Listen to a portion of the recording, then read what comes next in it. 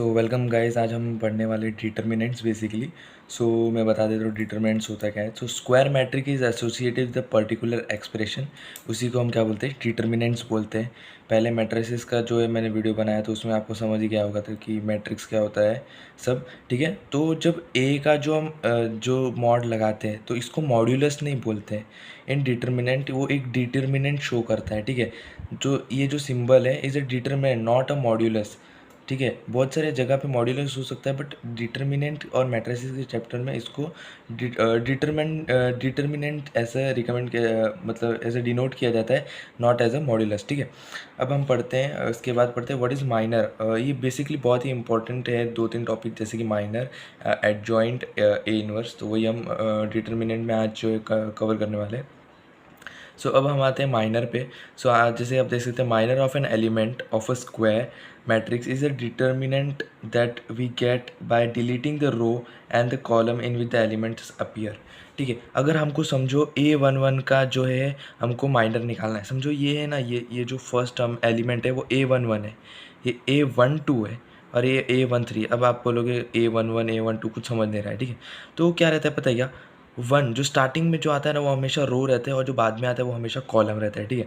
तो A11 means first row first column, ठीक है। फर्स्ट रो फर्स्ट कॉलम मतलब क्या, ये जो फर्स्ट रो है, ठीक है, और ये फर्स्ट कॉलम, इन दोनों को एलिमिनेट करने के बाद, ठीक है, ये जो नीचे वाला है ये इसका जो डिटर्मिनेंट होगा वही क्या रहेगा, वो माइनर रहेगा, ठीक है। जैसे A11 लिखा है, A11 क्या है, वन है, ठीक है, A11 वन है।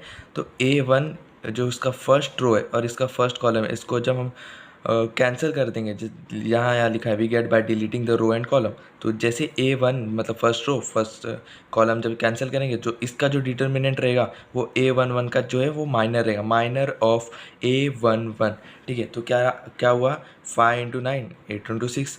वैसे ही सिमिलरली A12 का क्या होगा, A12 मतलब क्या, फर्स्ट रो बराबर कॉलम स्ट्रेट लाइन होती है और जो हॉरिजॉन्टल लाइन होती है वो क्या रहता है, रो रहता है, ठीक है। तो जो A12 है मतलब फर्स्ट रो सेकंड कॉलम का क्या रहेगा, अब इसको डिलीट कर दिया, ठीक है। अगर मैं बता दूँ, इसको डिलीट कर दिया, इसको डिलीटिंग कर दिया, तो क्या बचा, ये जो एलिमेंट बचे इनका जो डिटर्मिनेंट रहेगा वो रहेगा माइनर ऑफ A12। तो बेसिकली इसी को जो है माइनर बोला जाता है। अब हम पढ़ते हैं व्हाट इज़ द कोफैक्टर, ठीक है। जो माइनर के बाद बेसिकली कोफैक्टर निकालते हैं हम, जो भी माइनर निकालते हैं बिना माइनर हम कोफैक्टर किसी का भी नहीं निकाल सकते, ठीक है। जो माइनर है वो हम डिनोट करते हैं M11 M12। जैसे A11 का है, जैसे हमने A11 का निकाला, फर्स्ट रो फर्स्ट कॉलम को डिलीट करके इसका जो डिटर्मिनेंट निकाला वो क्या निकलेगा, minor of A11 means it will be denoted as M11, ठीक है। अब उसी का जो है कोफैक्टर निकलता है। Cofactor is nothing but a sign. The cofactor is defined as a signed minor, मतलब जो माइनर को जो भी साइन रहेगा वो बेसिकली कोफैक्टर डिफाइन करता है। अब मैं बताता हूँ कैसे। बेसिकली जो कोफैक्टर जो रिप्रेजेंट किया जाता है वो कैपिटल A से रिप्रेजेंट किया जाता है और ये उसका जो है बेसिक फार्मूला है। इसको याद करने की भी ज़रूरत नहीं, पता है, ये जो -1 है बस इतना याद रखना है आपको, ठीक है। अगर समझो ये I जो है ना, और ये I जो है वो रो है और J जो है कॉलम है। जैसे हम लोग लिखते हैं ना A11, वैसे M11 हमने लिख दिया। तो अगर हमको समझो M11 के ढूंढना है, जो M11 हमको मिला, जो माइनर मिला हमें, समझो माइनर हमें 8 मिला, ठीक है। तो किसका निकालना है हमको, कोफैक्टर M11 का निकालना है। तो यहाँ M11 है ना, तो I जो रहेगा वो 1 रहेगा और जो J जो रहेगा वो भी 1 ही रहेगा इसमें, ठीक है, ये वाले केस में। तो AIJ is equal to -1 I plus J MIJ। तो अगर हमको 1 निकालना है तो ये क्या रहेगा, A कोफैक्टर ऑफ 1 बराबर -1। अभी देखो 1 + 1 कितना रहता है, स्क्वायर। अगर स्क्वायर हुआ, अगर स्क्वायर होता है मतलब इवन नंबर्स आते हैं तो ये क्या रहेगा, ये 1 हो जाएगा। अगर ये इवन नंबर होता है, अगर इसका स्क्वायर करेंगे तो ओनली 1 आएगा। और इस MIJ मतलब इसका जो अपना माइनर है वो कितना निकला, 8 है बराबर। अगर कोई इवन नंबर आता है समझो, तो ये हमेशा 1 हो जाएगा, तो पॉजिटिव नंबर आएगा। और अगर इधर ऑड हो गया ऊपर IJ को प्लस करके, तो बेसिकली नेगेटिव आएगा वैल्यू। तो बेसिकली इतना ही याद रखना है, अगर इवन हुआ तो जो पॉजिटिव नंबर आएगा, ऑड हुआ तो नेगेटिव आ जाएगा। अगर समझो यहाँ अगर 1 2 होता, फर्स्ट रो सेकंड कॉलम होता, तो यहाँ क्या होता, I प्लस J है तो 1 + 2 तो कितना आता, 3। अगर यहाँ 3 आता तो ये क्या हो जाता, नेगेटिव का नेगेटिव साइन ही रहता, तो ये क्या हो जाता, -8। ठीक है। तो कोफैक्टर क्या करते हैं, only defines the sign of minor. So अभी कुछ प्रॉपर्टीज़ पढ़ लेते हैं, जो डिटर्मिनेंट्स की जो प्रॉपर्टीज़ है वो पढ़ लेते हैं, ठीक है। तो उसकी प्रॉपर्टीज़ क्या है, the value remain unchanged even after transpose. Transpose मैंने पहले मैट्रिसेस में बताया हुआ है, ट्रांसपोज क्या होता है, अगर रो का कॉलम कर दे, कॉलम का रो भी कर दे, बट अगर उसका डिटर्मिनेंट निकालेंगे, डिटर्मिनेंट मैंने आपको बताया था, डिटर्मिनेंट कैसे निकालते, मैट्रिसेस में भी बताया था मैंने, जो वीडियो निकाला था। तो डिटर्मिनेंट आपको पता ही होगा, ये अगर एलिमेंट को मल्टीप्लाई करके माइनस करके डिटर्मिनेंट निकालते, बहुत ही सिंपल है, ठीक है।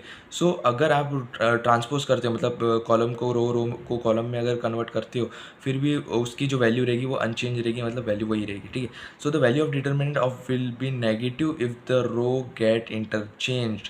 अगर समझो आप रो का अगर आप रो को इंटरचेंज कर रहे हो कॉलम में, चलेगा, बट आप अगर कोई भी रो को इंटरचेंज कर रहे हो एक साथ, ठीक है, मतलब जो R1 है उसको R2 से इंटरचेंज कर रहे हो, ठीक है, मैं बता देता हूँ। जैसे कि एग्ज़ाम्पल, अगर 1 2 3 4 है, ठीक है, अगर आप इसका डिटर्मिनेंट निकालोगे, आपकी और कोई भी वैल्यू मिला, ठीक है, तो वो इक्वल रहेगा किसके, पता है, जो इसका जो डिटर्मिनेंट रहेगा ना, वो किसके इक्वल रहेगा, पता है, 1 3 2 4 के इक्वल ही रहेगा।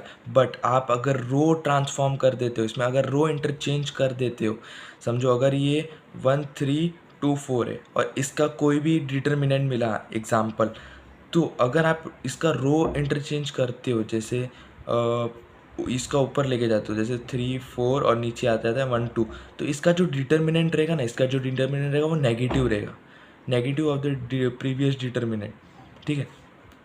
सो बेसिकली पूरा स्टेटमेंट से हमें पता चल जाता है, ठीक है। इफ़ टू रोज और a column of a determinant are identical, ठीक है, अगर दो रो जो है, दो रो, कोई भी दो रो अगर और या फिर कॉलम जो अगर आइडेंटिकल है, तो उसका जो वैल्यू आएगा ना डिटर्मिनेंट का, वो हमेशा ज़ीरो रहेगा। ये जो है हमारी डिटर्मिनेंट की थर्ड प्रॉपर्टी है। हम फोर्थ प्रॉपर्टी पे आते हैं। फोर्थ प्रॉपर्टी क्या बोलती है, अगर कोई भी कांस्टेंट अगर इंडिविजुअल से अगर मल्टीप्लाइड है, अगर कोई कांस्टेंट अगर इंडिविजुअल से मल्टीप्लाइड है, हर एक एलिमेंट से अगर मल्टीप्लाइड है, तो उसका जो डिटर्मिनेंट वो जो आएगा वो पूरा जो है कांस्टेंट जो है मल्टीप्लाई होगा पूरे डिटर्मिनेंट से, ठीक है। ये हमारी फोर्थ प्रॉपर्टी थी। अब हम बढ़ते कि फिफ्थ प्रॉपर्टी में। सो फिफ्थ प्रॉपर्टी हमारी क्या बोलती है, in each element of a row और a column of a determinant is multiplied by a constant and then added to a corresponding element of a some other row और a column, then the value of the determinant remain same. Value same रहेगी अगर कोई भी रो और column कोई किसी भी determinant का अगर मल्टीप्लाई किया जाता है किसी भी कांस्टेंट से, ठीक है, किसी भी कांस्टेंट से मल्टीप्लाई किया और उसको अगर ऐड करवा दिया किया किसी तीसरे मतलब दूसरे अगर करस्पॉन्डिंग एलिमेंट से अगर हम लोग करते हैं, जब ऐड करते हैं, तो वो उसका जो डिटर्मिनेंट रहेगा, डिटर्मिनेंट वैल्यू रहेगी वो हमेशा सेम रहेगी, ठीक है। इसका जो है वो प्रूफ भी है, बट बेसिकली इसकी जो प्रॉपर्टीज़ है, प्रॉपर्टीज़ ऑफ डिटर्मिनेंट, उसमें प्रूफ नहीं मांगा जाता है, ठीक है।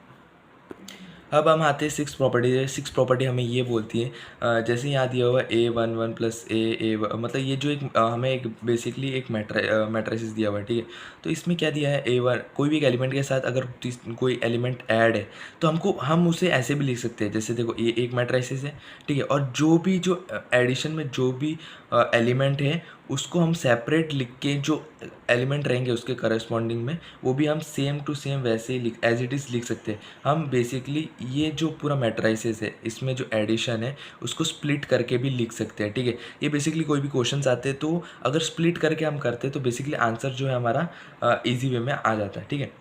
ये हमारा था सिक्स प्रॉपर्टी। अब हम आते हैं सेवन्थ प्रॉपर्टी में।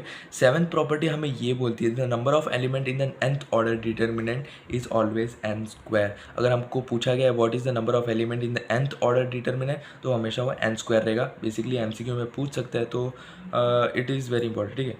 इफ़ इट प्रॉपर्टी हम देखते हैं, if a and b are the two determinants of order n, then the modulus of मतलब हम बोल सकते हैं इसको, the determinant of A B is equal to determinant of A into a determinant of B. Simple है, ठीक है। If A B is equal मतलब जो इसका जो matrix A B is equal to the A C, then the B C भी इक्वल होगा if the determinant is not equal to zero. ये जो प्रॉपर्टी है बहुत सारी इंपॉर्टेंट प्रॉपर्टीज़ है, ठीक है। अगर आप प्रॉपर्टीज़ ही पढ़ोगे तो जो एमसीक्यू वो आसानी से सॉल्व कर सकते हो, बट आपको प्रैक्टिस की ज़रूरत होगी, ठीक है। क्योंकि हर एक सम जो है वो सेम नहीं होता है, सारे सम्स जो बहुत ही अलग अलग होते हैं। हम एक सम्स को देख के दूसरे सम्स को जज नहीं कर सकते, क्योंकि अगर आप एंट्रेंस एग्ज़ाम दे रहे हो तो बहुत ही डिफ़िकल्ट होता है। अगर आप एक सम करोगे, आप अगर मैक्सिमम से मैक्सिमम 10 टू 20 सम की अगर एक लेसन का, तो बहुत ही मुश्किल पड़ेगा, क्योंकि बहुत सारे अलग अलग वेरियस टाइप्स ऑफ जो है क्वेश्चंस आते हैं, ठीक है। तो आपको बेसिकली कम से कम 50 टू 100 एमसीक्यू पर लेसन आपको सॉल्व करने पड़ेंगे अगर आप एंट्रेंस दे रहे हो तो, ठीक है। तो अभी हम आते हैं 10th अपनी जो प्रॉपर्टी है उस पे आते हैं। तो इसमें बेसिकली यही बताया गया है, अगर, ठीक है, the sum of the product of the element of a row and column of determinant with the cofactor of the corresponding element of any other row, ठीक है। तो कोई भी the sum of the product जो रहेगा element का, मतलब कोई भी एलिमेंट का अगर सम ऑफ द प्रोडक्ट है उसका जो डिटर्मिनेंट है, अगर उसका को फैक्टर जो है मल्टीप्लाइड किया गया, मतलब ये A11 जो एलिमेंट है इसको मल्टीप्लाई किया गया है को फैक्टर ऑफ 311, अगर ऐसे हम ऐड करते जाएँ तो हमको जो आंसर में वो जो वो किसके इक्वल रहेगा, वो ज़ीरो के इक्वल रहेगा, बराबर, ठीक है। अब हम आते हैं 11th property. 11th property basically कुछ नहीं है। 11th प्रॉपर्टी जो है वो डिटर्मिनेंट है, जो नॉर्मल डिटर्मिनेंट हम जो सॉल्व करते हैं वही डिटर्मिनेंट है, बस थोड़ा घुमा के दिया है। सो बेसिकली 11th प्रॉपर्टी इतनी इंपॉर्टेंट नहीं है। सो अब हम आते हैं कि एडजॉइंट ऑफ मैट्रिक्स क्या होता है, ठीक है। So basically adjoint of matrix बहुत ही ज़्यादा सिंपल है। Transpose of cofactor is only adjoint of A. So the adjoint of matrix is the transpose of cofactor matrix, whereas the inverse matrix is the matrix which gives the identity matrix when multiplied together. तो हमको ये वाला जो statement है यहाँ तक जो statement है उतना ही देखना है, ठीक है। सो एडजॉइंट ऑफ ए क्या रहता है पता है क्या? अगर किसने बोला है कि हमें कोई भी मैट्रिक्स का एडजॉइंट ऑफ ए निकालना है। अभी हमने पहले देखा था कोफैक्टर कैसे निकालते हैं, बराबर। तो कोफैक्टर, हमने कोफैक्टर निकाला, बराबर, मैट्रिसेस निकाला कोफैक्टर का और उसका ट्रांसपोज कर दिया, मतलब रो का कॉलम कर दिया, कॉलम का रो कर दिया, उसी को बोलते हैं एडजॉइंट ऑफ ए। बेसिकली कुछ नहीं, सी मतलब क्या है, कोफैक्टर मैट्रिक्स है और इसका ट्रांसपोज मतलब ये एक डैश से रिप्रेजेंट करते हैं या फिर टी से रिप्रेजेंट करते हैं, ठीक है। सो ए इज इक्वल टू क्या है, समझो A11 A12 A13 A21 A22 A23 A31 A32 और A33 दिया हुआ है हमें। इसका कोफैक्टर निकालेंगे तो कोफैक्टर हम किससे रिप्रेजेंट करेंगे, जैसे कि हम कैपिटल ए से भी कर सकते हैं, बट अगर सी से करेंगे तो भी चलेगा, कोई भी वेरिएबल चलता है, वैल्यू मैटर्स करता है, ठीक है। तो C11 C12 C13, तो हमने ऐसे जो है उसको रिप्रेजेंट कर दिया, बराबर। सो आप देख सकते हो इसका अभी इसी का ट्रांसपोज करेंगे, मतलब को फैक्टर निकल गया, इसका ट्रांसपोज करेंगे, मतलब C11 इधर, C21 था वो ऊपर चला जाएगा, मतलब जो पूरा कॉलम है उसका रो कर देंगे, ये जो पूरा कॉलम है उसका रो कर दिया, C11 C21 C31 and vice versa. तो वैसे ही है, तो इसी को हम बोलते हैं हम एडजॉइंट ऑफ मैट्रिक्स बोलते हैं, ठीक है। सो अब हम बेसिकली आते हैं what is inverse of matrix. It is just like a number has a reciprocal. बहुत ही सिंपल है। इनवर्स मतलब क्या, किसी भी नंबर का अगर रेसिप्रोकल करेंगे तो वो भी इनवर्स होता है, तो वैसे ही बहुत ही सिमिलर है, ठीक है। मैट्रिक्स का इनवर्स कैसे होगा, जैसे 8 है, अगर उसका इन्वर्स बोला या फिर रेसिप्रोकल बोला, कैसे बोलेंगे, 1/8 बोलेंगे, तो हम 1/8 को ऐसे भी लिख सकते हैं ना, 8 इन्वर्स भी लिख सकते हैं, बराबर। वैसे ही होता है, अगर हमको मैट्रिक्स ए का इन्वर्स चाहिए तो हम कैसे डिनोट करते हैं उसको, ए इन्वर्स से डिनोट करते हैं। जैसे 8 मल्टीप्लाई बाय 1/8 इजिकल टू 1 होता है, वैसे A multiply by A inverse जो रहता है वो आइडेंटिटी मैट्रिक्स रहता है। मैं आपको बताऊंगा आइडेंटिटी मैट्रिक्स क्या होता है, ठीक है, ये आपको याद रखना है, ये बहुत ही इंपॉर्टेंट है। अगर आपको बोला गया है विदाउट, अगर आप समझो अगर 12th 10th में इसका टॉपिक है, वाइट टॉपिक है थोड़ा, तो इसमें अगर बताया गया है कि आपको ए इन्वर्स निकालना है विदाउट यूजिंग मतलब जो मेथड है बिना को फैक्टर निकाले और माइनर निकाले, अगर आपको ए इन्वर्स निकालना है तो ये फॉर्मूले से आप आराम से निकाल सकते हो, ठीक है।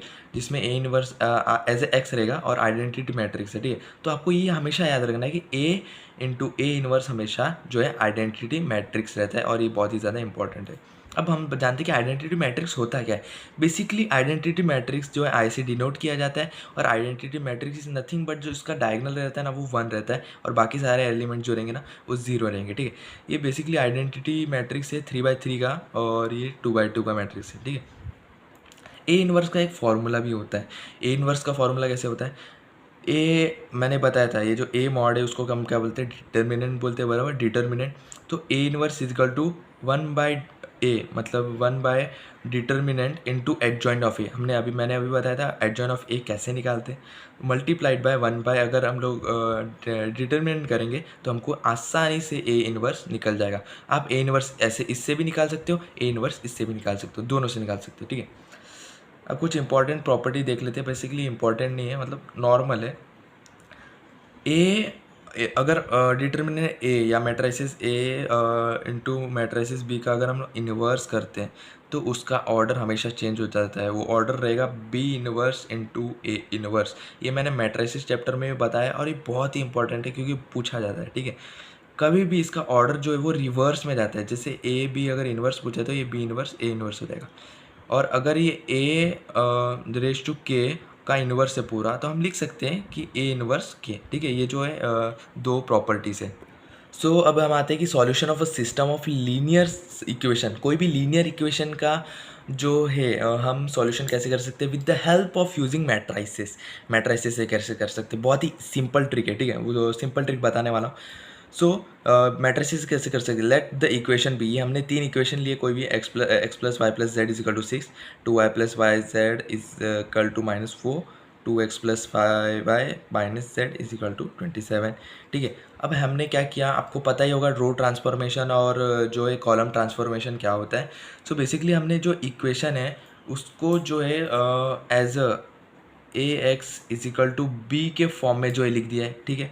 A X is equal to B के फॉर्म में लिख दिया, ए मैट्रिक्स है, ए एक्स वाई जेड ये वेरिएबल्स है और ये कॉन्स्टेंट्स है, ठीक है। तो हमने ऐसे लिख दिया जैसे 1, इसका भी 1, इसका 1, ठीक है। इसका कोएफिशिएंट क्या है, 2 है।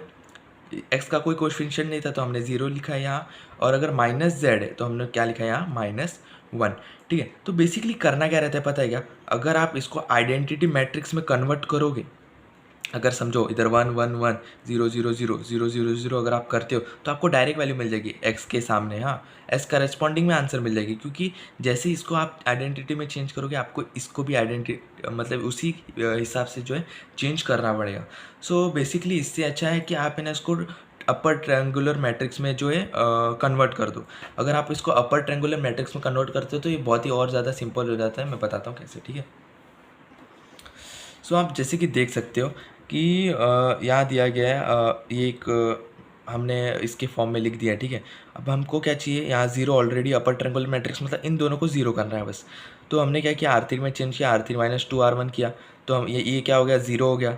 अब यहाँ 0 किया तो यहाँ भी चेंज हुआ है, आपने देखना यहाँ 27 था तो हमने क्या R3 - 2R1 मतलब क्या किया 27 - 2 टाइम द R1, ये R1 है, रो 1 है, तो 2 टाइम्स द R1 कितना हुआ 12, तो 27 - 12 किया तो हमको कितना मिला 15 मिला, बराबर। यहाँ भी चेंज होगा, यहाँ चेंज कर रहे हो अगर आप ये करते हो यहाँ चेंज होगा तो यहाँ भी चेंज होगा। वैसे हमने किया वापस रो ट्रांसफॉर्मेशन किया, R3 में चेंज 2R3 - 3R2, ठीक है। बेसिकली हमको ये मिल गया तो ये तीनों 0 हो गए, अपर ट्रायंगुलर मैट्रिक्स हो गए। तो हम डायरेक्ट रिलेट कर सकते हैं, बताओ कैसे, Z इज इक्वल टू 42, ये डायरेक्ट मिलेगा हमको अगर ये अपर ट्रायंगुलर मैट्रिक्स में जो है कन्वर्ट हो जाता है। Z इज इक्वल टू 42, ठीक है। अब ये जो है इसका x का 0 है बट ये क्या है YZ, तो ये हम क्या लिखेंगे YZ is equal to -4, okay. 2y plus 5z is equal to -4, और हमको क्या मिलेगा एक x plus y plus z is equal to 6। तो हमको अगर z की वैल्यू पता है, इसमें z की वैल्यू पुट करेंगे तो हमको y की वैल्यू मिलेगी, ठीक है। और z प्लस वाई दोनों की वैल्यू पुट करेंगे तो हमको x की वैल्यू भी आराम से मिल जाएगी, ठीक है। सो हम बेसिकली ये मेथड से हम क्या कर सकते हैं, हमको जो है लीनियर इक्वेशन का सॉल्यूशन मिल सकता है। आप ऐसा भी कर सकते हो कि आप बेसिकली इसको आइडेंटिटी में कन्वर्ट करो, इसको भी उसी हिसाब से करो, डायरेक्ट आंसर निकालो, या फिर इसको अपर ट्रायंगुलर मैट्रिक्स में कन्वर्ट करो और डायरेक्टली सिंपल डायरेक्ट कर सकते हो। अब आते हैं हम बेसिकली क्रेमर्स रूल पे, ठीक है। क्रेमर्स रूल बहुत ही सिंपल है, 10th में भी था शायद ये क्रेमर्स रूल, तो ये ज़्यादा हार्ड भी नहीं है, ठीक है। क्रेमर्स रूल में क्या है, लेट द इक्वेशन भी, ये हमने 2x2 का मैट्रिक्स ही लिया है बेसिकली, आप 3x3 में भी बहुत ही वैसे ही सिमिलर होता है, ठीक है। सो हमने ये इक्वेशन लिया 2x - y = 5 और x + y = 4। Let us right equation in the form, किसके फॉर्म में लिखेंगे हम लोग, ax = b में, जहाँ a जो है वो मैट्रिक्स है, x वेरिएबल्स और ये कांस्टेंट, ठीक है। तो हमको ये मिला वैल्यू। अब इसके जो कोएफिशिएंट रहेगा, x का कोएफिशिएंट 2 लिखा हमने पहले, y का क्या लिखा -1 क्योंकि यहाँ माइनस है, फिर x का 1, y का 1 = xy और यहाँ 5 4 यहाँ जो कॉन्स्टेंट था, ठीक है। सो हमको क्या फाइंड करना है, पहले क्रेमर्स रूल के लिए हमको फाइंड करना है पहले डिटर्मिनेंट dx और dy, क्योंकि हमको वैल्यू किसकी निकालनी है। हम क्रेमर्स रूल से भी वैल्यू किसकी निकालते हैं, x और y की वैल्यू निकालते हैं, ठीक है। इसलिए तो हम पहले डिटर्मिनेंट निकालेंगे। तो a मॉड जो है डिटर्मिनेंट जो है वो हम जो a मॉड की साइन है बेसिकली, बट ये डिटर्मिनेंट बोला जाता है, a का डिटर्मिनेंट। तो a का डिटर्मिनेंट हमको क्या मिला, 3 मिला। 2 1 जा 2 माइनस, बट इसका माइनस था, 1 1 जा 1 माइनस का जो प्लस हो गया, और इधर का हमको क्या मिला 3 मिल गया डी, ठीक है। बेसिकली अभी हमको dx निकालना है। dx कैसे निकालेंगे, बेसिकली अगर आप इक्वेशन को देखो ध्यान से, ठीक है, अगर आप इस इक्वेशन को ध्यान से देखोगे, हमको क्या चाहिए, dx चाहिए। dx चाहिए तो dx पे फिंगर रख देने का। अब आगे से जाने का रास्ता नहीं है, तो हम पीछे से जाएंगे, ठीक है। सो हमको पहले क्या लिखना है, 5 4 -1 1। तो हमने क्या लिखा है dx की जगह पे 5 4 -1 1। तो इसका डिटरमिनेंट हमको जो dx कितना मिला, 9 मिला।